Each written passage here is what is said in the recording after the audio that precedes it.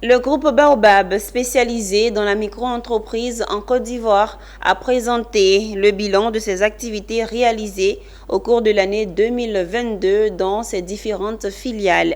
Le bilan est jugé exceptionnel par les membres du conseil d'administration qui étaient face à la presse.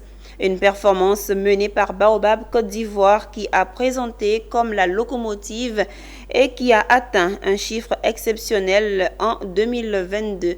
Le commentaire de Pierre Tebeu et Ezekiel Seri. Le groupe Baobab présente un solide résultat financier en 2022 malgré les différentes crises dans le monde.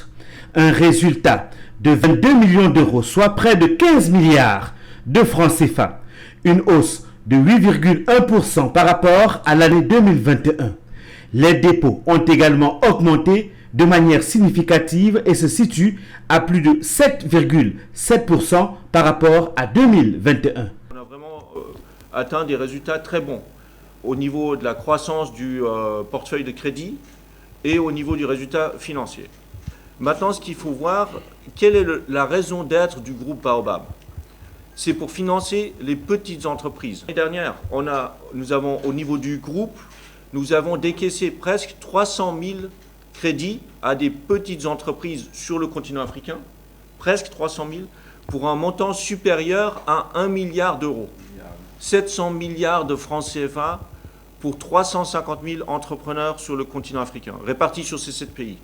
Le conseil d'administration du groupe a reconnu la performance de la filiale en Côte d'Ivoire, par exemple.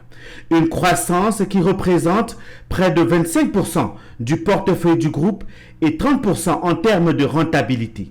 Nous avons décaissé plus de 158 milliards de francs CFA en décaissement et près de 60 000 prêts ont été décaissés par Baobab Côte d'Ivoire en 2022.